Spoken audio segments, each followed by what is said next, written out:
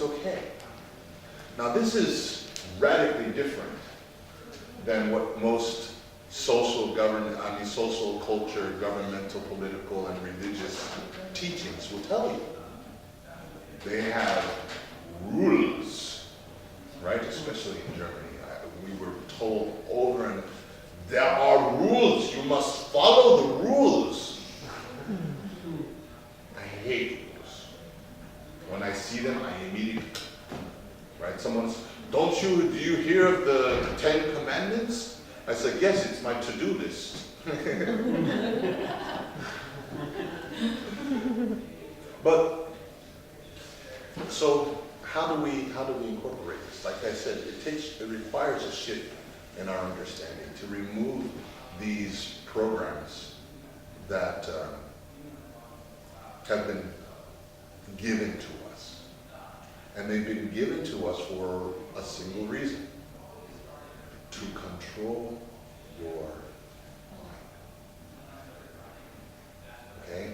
There is a reason, right, that TV, when you watch it, they call them television programs. Have you ever thought of this? Television programs. You are being programmed. So in order to move forward, we must first undo the program. And it requires a little bit of time of self-reflection. To take a look, to take a step back, and to see, how did we get to this place?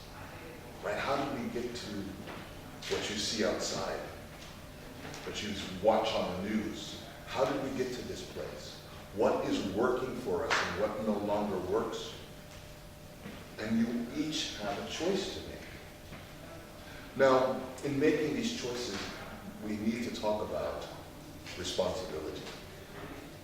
Because this is something, in my study of society, and I've become an observer of life for many years. I watch, I look, and I observe.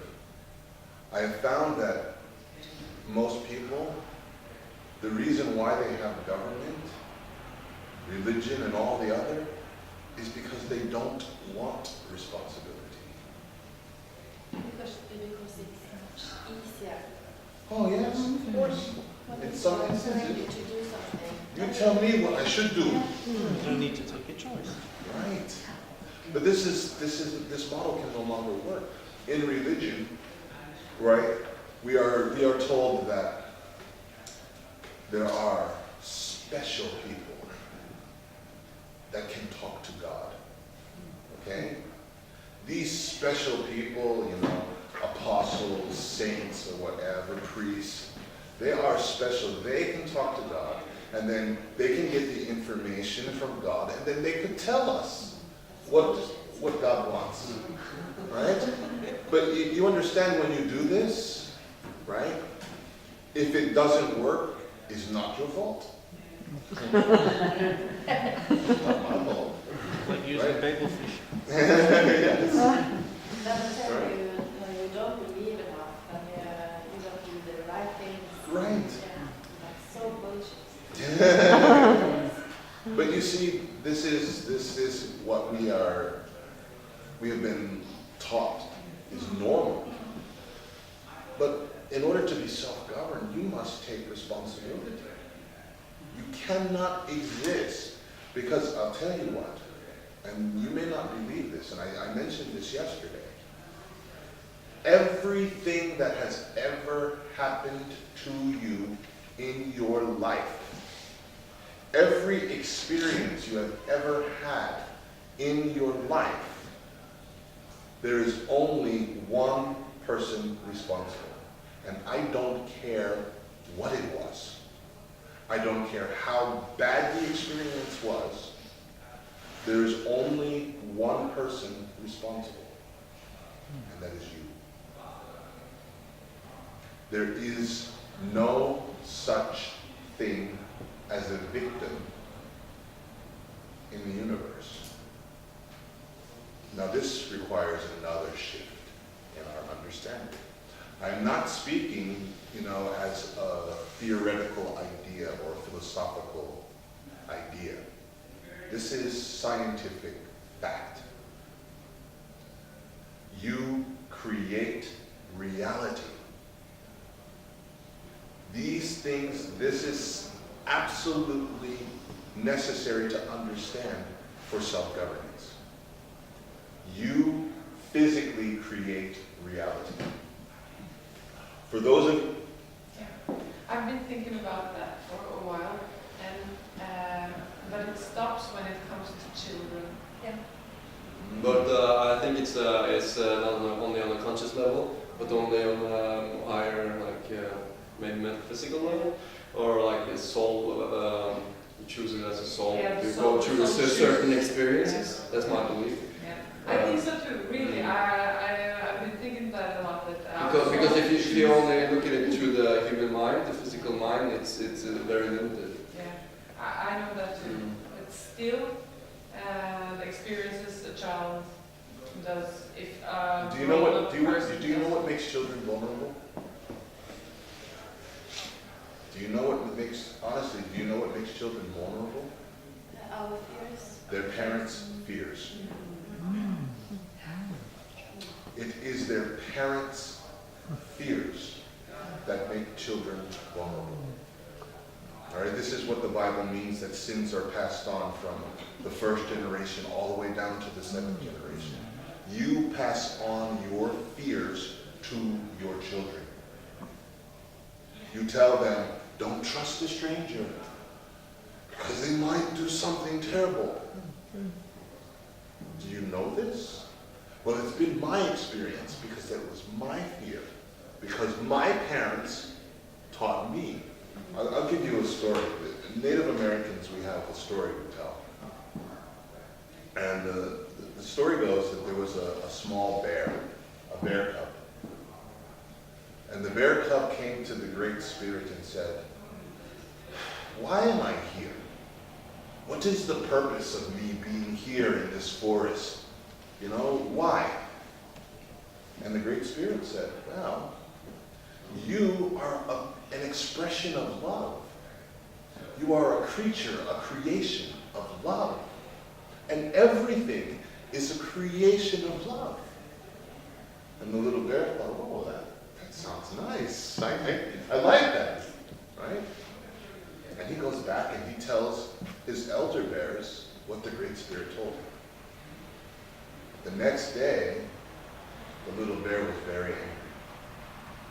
And the Great Spirit says, little bear, why are you so angry? Why are you sad? What is wrong? The little bear says, you lied to me.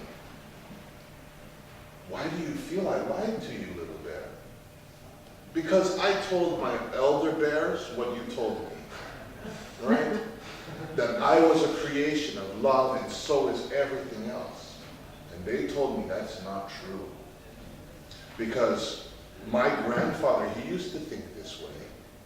And one day he saw a man in the forest. And he thought, oh, I want to play with this other creation of love. And he ran up to the man to play with him. And the man pointed his fire stick at him and killed him. And it is true. My grandfather, he's dead today. So how can that be a creation of love?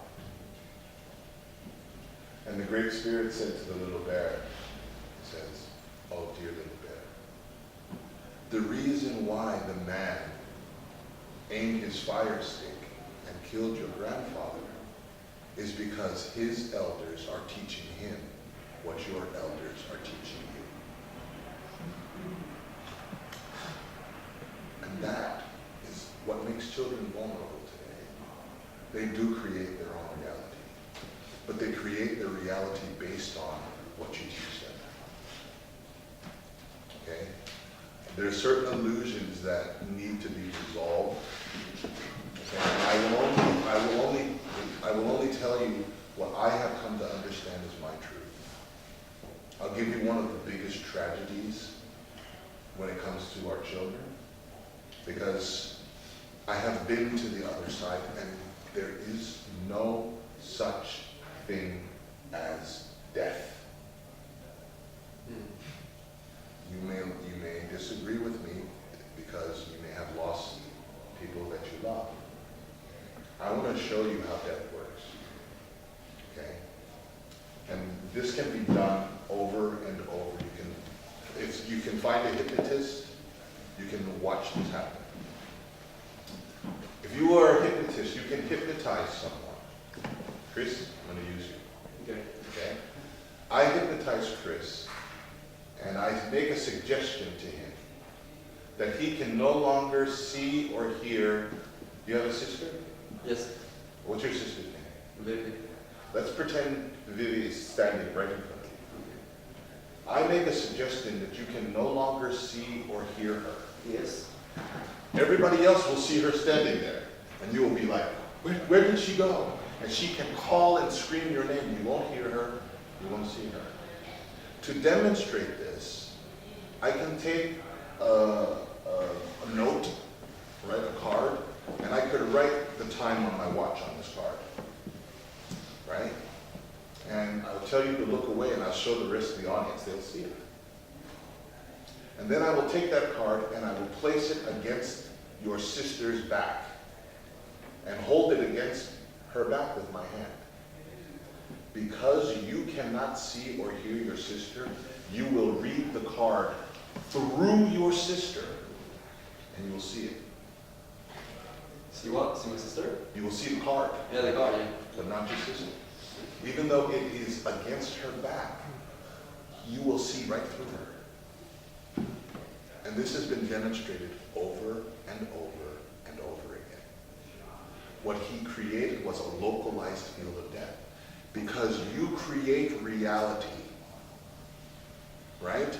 Your belief, what you believe, becomes true. You create the laws of physics. I'll give you another example.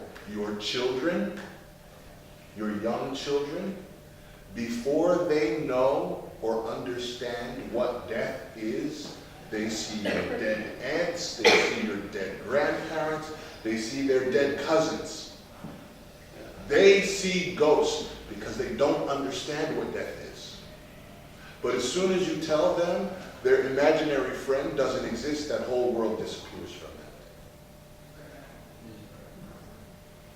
them. When Columbus came to the United States, right? And he met with the Indians. And this is in his journal. You could read this. One of the first questions they asked him was, how did you cross the great waters? How did you come to be here? Right? How did you make it across this great water? And Columbus, he pointed into the bay where his clipper ships were. The Nina, the Pinta, the Santa Maria. And the Indians, they looked, they could not see the ships. They could not see them. They had no idea of what a clipper ship is in their mind. Their mind had no way to decode this information. They could not see the ships. What it took was one of the medicine men, the shaman of the tribe, he kept looking where Columbus was pointing in the bay. And he noticed the water, which he could see. He could see the water. He noticed that the waves were not breaking the way they should where he was pointing. He noticed that the waves were crashing and they were moving around. He could see the water. And because he could see the way the waves were going, right, and he watched carefully, and then suddenly he saw the ships. And when he explained to the other tribespeople what the ships looked like, because they trusted him, suddenly they began to see the ships also. This is really the nature of reality. And it may surprise you.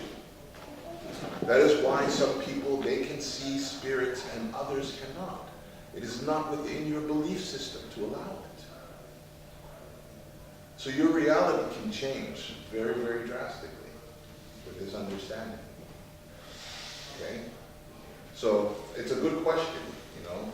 Children, yes, they do create their own reality, but they create their reality based on the cues that you give them. So it's very important. This is one of the things in advanced civilization. They make sure not to corrupt the children, to allow them to develop on their own. But I got excited. But these concepts are certain things that we need to understand if we wish to move forward and accept responsibility. You create your own reality. You must be responsible for your creation. And you create based on how you feel and how you think. If you feel like you are a victim, you will be victimized. That is how the law of the universe works. It feeds back, it reflects to you whatever it is that you give off. Right? You will find this. And anyone who does psychological work, right? There are people, and they will get raped again and again and again and again. Why does this happen? They create it with fear. They attract it. Exactly. You know? And those who do the raping, it's almost like they have a sixth sense. They can sense it. They are attracted to these people. What is it that's causing this attraction? Same vibration. Exactly. It is a vibrational match. It is a vibrational match. How So, would that be with children? I still don't understand. even with children, even with children, Is that because they can bring some vibration from their parents? Or? exactly. Usually, these patterns of abuse, they are generational. Look up at the statistics and you'll see. You will find that children who are molested, their parents also were molested, and their parents also were molested, and it goes on and on and on. It becomes a generational problem. After 3 generations, abuse will encode itself in the DNA. Yes, So that's how powerful. yes. But is it still right to not punish the molester in a way? It's a good question. All of you, these are excellent questions, and please keep asking them, because these are questions that you must ask about when you're talking about self-governance. What do we do to punish these people? We are not to punish action. Well, let me explain something to you. Do you know, any of you tell me the difference between consequence and punishment? Does anyone know?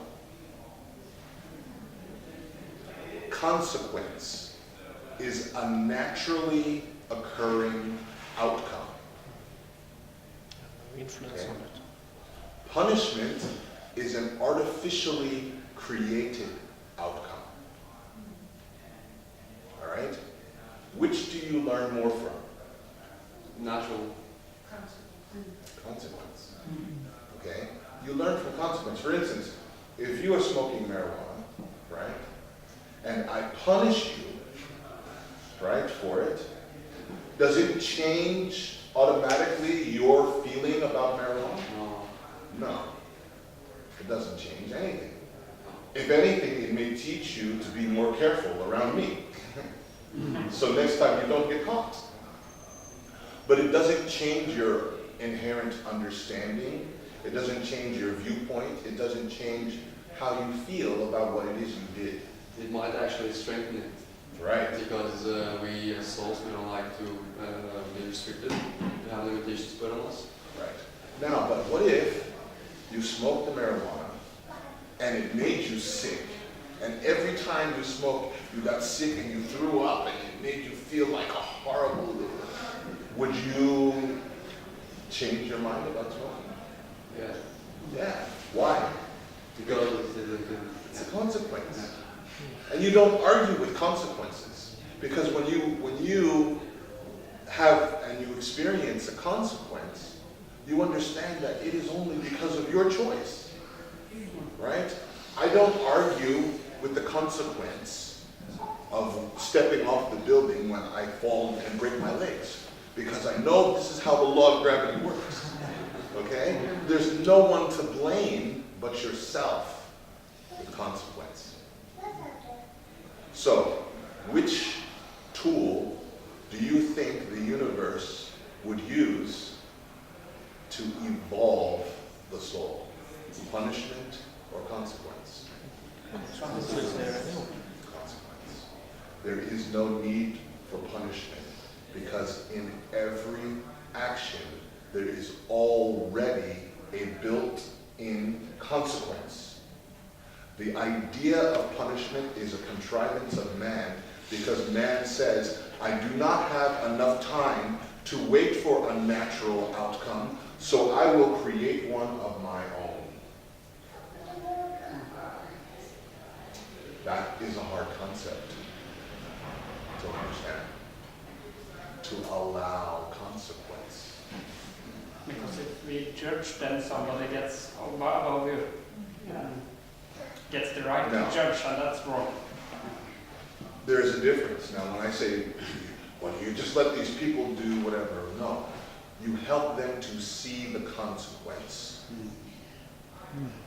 Okay? That is what you can do for anyone who is operating in an unacceptable, unsocial manner that is violating the wills of others. You must help them see the consequence. But you have to put the two down. You're talking there about, say, rape, for example. You have to sit the rapist down with the rape victim and tell the rape victim that they are responsible. Both require education. Both require healing. Okay? And this is a different concept than treating them as a criminal. Do you understand? It is a very, very different concept to heal someone as it is to punish someone. All right? So, in this new society, we are all about healing each other. And it is not a punishment.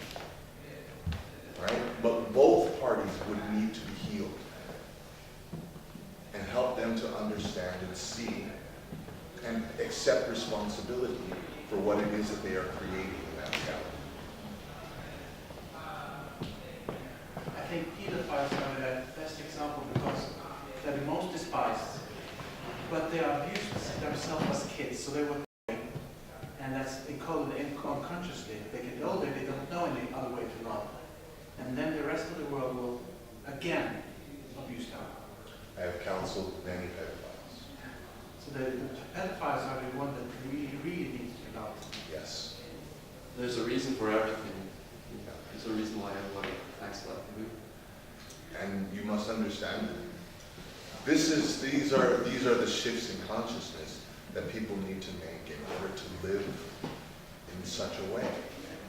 It requires a shift in paradigm, a great shift in understanding. Yes, that's why you're becoming an observer, because when you have trauma, and then the circle can't continue. Exactly. Yeah, because then you're not holding the and then one party just drops the blood, whatever it is, the hatred, bitterness, can't go on. Right. Bob, can you repeat the question what you were saying? That is why it is important to become the observer. to step back, right, and become the observer of life. Because But that's only what, when you get fed up with life. You see, the drama of living, the excitement of doing all these things is what makes us come here on purpose. It's why society is structured the way it is. So as we can live the adventure, whatever adventure it is we want, we can have it here on earth. true. Now, the time has come on earth for that to start, and we need to start somewhere else. And a new change is coming here. But we love the drama. We love Of the course adventure. we do. You don't have to get so pissed off with life that you want to do. Do you know how much? life. Do you know how much we love the drama? What he's saying is exactly true. Yeah. We love drama so much. You know how we entertain ourselves? Drama. We watch it on television. When we play games, you know what we do? We create characters to pretend that they are us, and we put this character in very fucked up situations to see if he will survive. This is fun for us. Really. And you do this in real life. You create drama because you love it. Addiction. You know? And at a certain point, you get tired of playing that game. And you're right. You know? Until you get tired of playing the game, you will continue to create drama. Because you love it. And you, every single one of you, knows someone who loves drama. You know? They carry it with them everywhere they go. They share it with everybody that they know. Look at my drama. You want to enjoy something. But at a certain point in your development, in your maturity, you will choose a different way to entertain yourself. You know, and many people are coming to that point right now. Have you had enough drama? Right? Have you had enough? When you decide that you've had enough, you will change it. I guarantee it. And that's why all of us are here. That's why all of you are here. You know, just to get a different perspective and understand that you are the one, and this is essential if you wish to take full responsibility. You create reality. You create your own reality. And for those of you who need scientific proof, watch the double slit experiment. Okay? Double slit experiment. You can find it on YouTube. And I will tell you, if you watch this experiment, if it does not blow your mind, then you didn't understand it. Watch it again.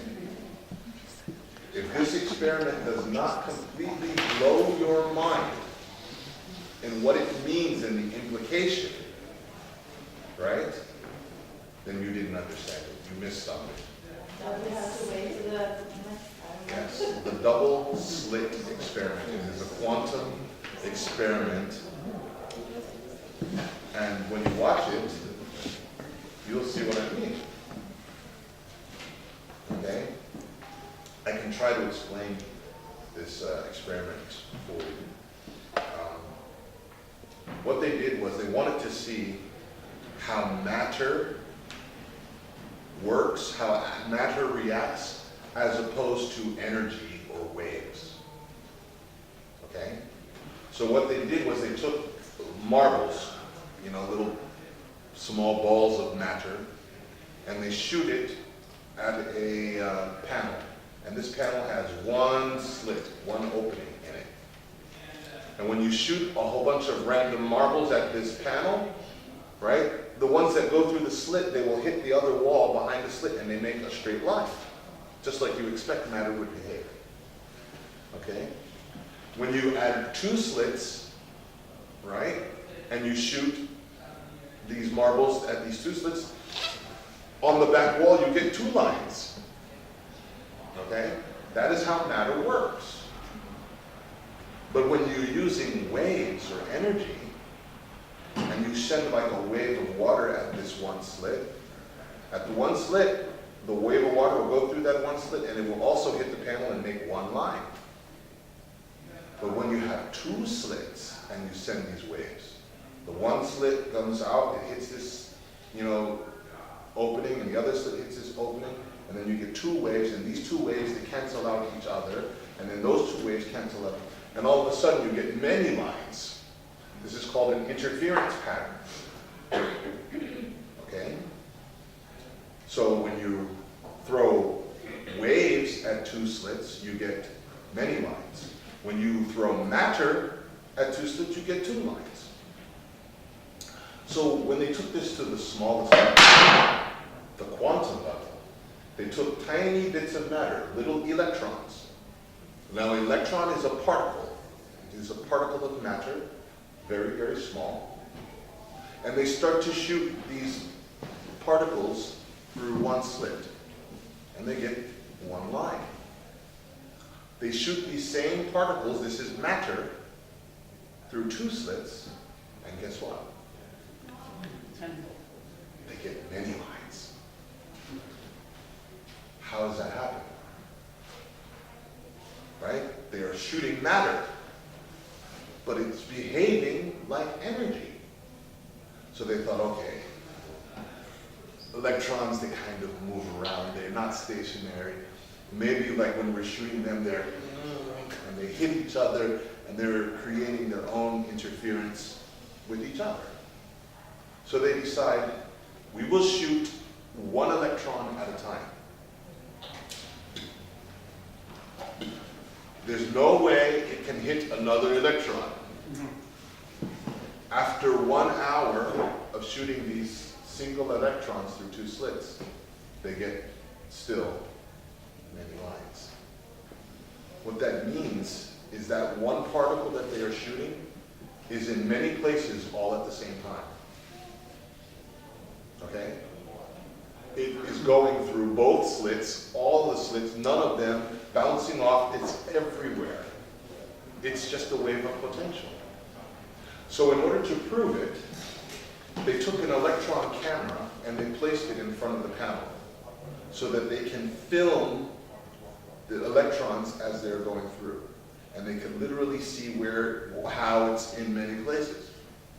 As soon as they put the camera and they're looking at these electrons, guess what happens? The electrons stop acting like energy, and all of a sudden you get two lines like the marbles. As though the electrons know they were being watched. Okay? What that means is matter does not exist until someone consciously is looking at it. It behaves a certain way because you expect it to behave that way. Otherwise, matter doesn't exist. It's all just a wave of energy. So literally, we are creating reality. And that goes for everything. That goes for everything. Okay? And these are things that I would study to help convince my mind. Right? In my heart, I already know this. Right? These are things that I would study to help convince my mind of the nature of reality. You know? And once I understood this, I understood that, wow, I really got to take some responsibility for some of my shit.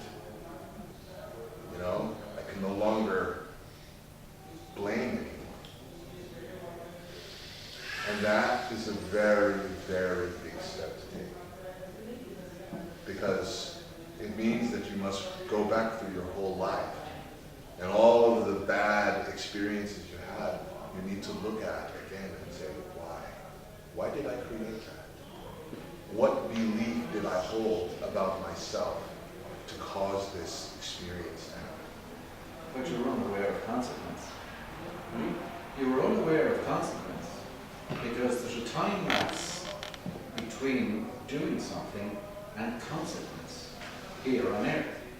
Now, if you journey into spirit, like we do shamanic journey, and you notice that you use a human aspect when you're there, like you walk, you do the things that humans do, that you do not need to do. But over a period of time you learn this. And you realize then that if you want to go to the moon, a thought takes you there. And out there, everything is instantaneous. So you have to be very, very aware of your thoughts, or you could end up anyways. But here it's different because there is a time lapse. So we forget when we do something that the consequence of that could be tomorrow, could be a week, could be a month, could be a year. And that is the problem here. Yes. That You is, mean, we don't even think that there's a consequence. Here on this earth. Yeah. Yeah, and that's why we develop a perception that life is happening to us Yeah. and not because of us, because we don't see the relationship. And this is what we were talking about. You become the observer. And when you become the observer, you are consciously looking for the relationship between your thoughts, your feelings, and the experience. Okay? The Bible says, the Bible calls this being in the world, but not part of the world. In other words, don't get caught up in your own drama. Have the ability to step out and take a look objectively and see the relationship between what's going on inside and what is happening outside. And when you can do that, this is what I call living consciously. Okay? Living consciously, being aware of what it is you are creating. Right? Yesterday I made the statement, I don't worry about anything. Because in my reality, that is like praying for something you don't want. Get whatever you're focusing on. Right. And if I'm worrying about something, I'm focusing on something that I don't want to experience with intense emotion. I am in the act of creating what I don't want. Why would I do that?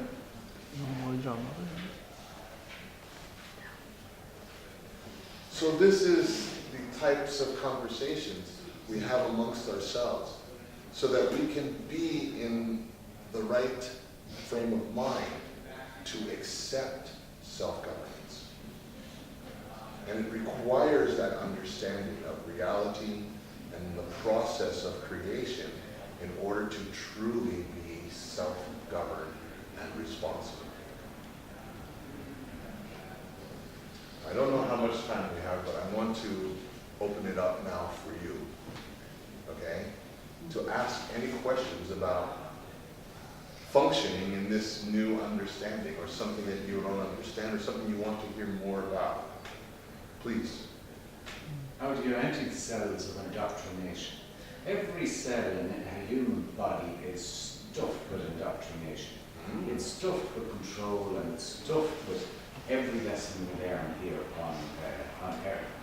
Now, to get rid of all those habits, to stop passing them to your children, and down to not only to your children, to your grandchildren, and further on, and for to break that habit so as it ripples back and cleanses your ancestors and those to come, you have to empty your body of every bit of that. Yes. Now, Well, the doing.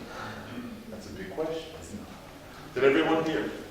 You want to take away all the old sound memories, you don't want. Well, first off, you're right, and so are you.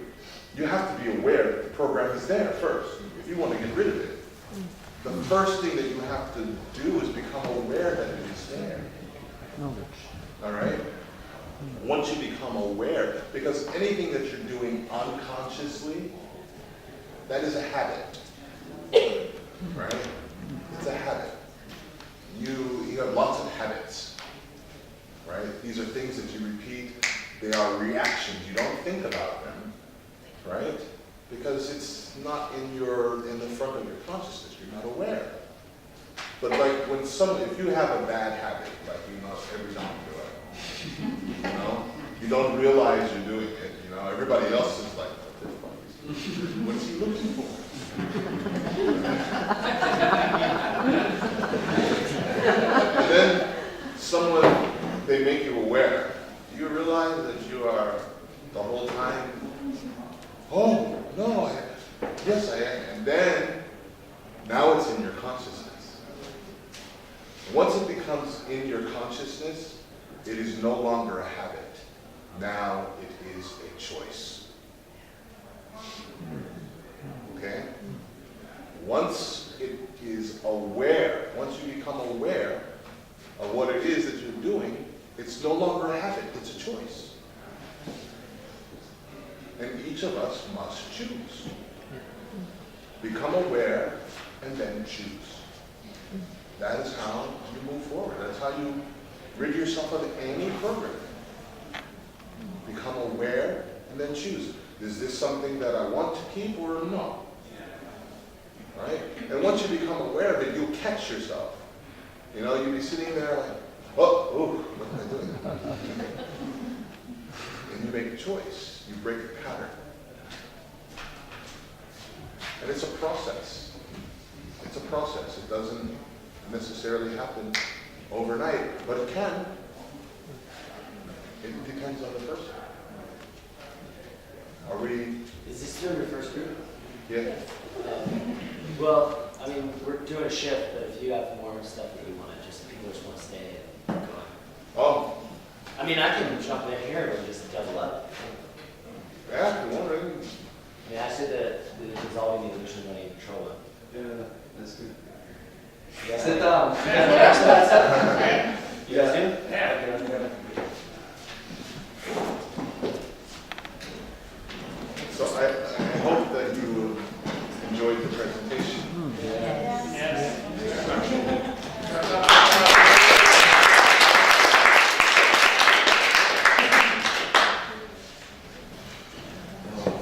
No more questions? Hundreds.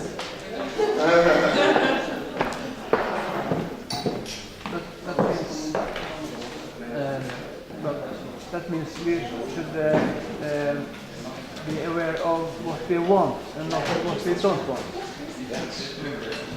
That, understanding that, you will change your personal reality. And when you do that, you change everyone else's reality. You change the planet. When you make this choice, right, you have no other, it has to work that way. Because the universe is effective. So if you change your perspective, it is immediately going to affect not only you, it's going to affect everyone in your life. And that's going to change them.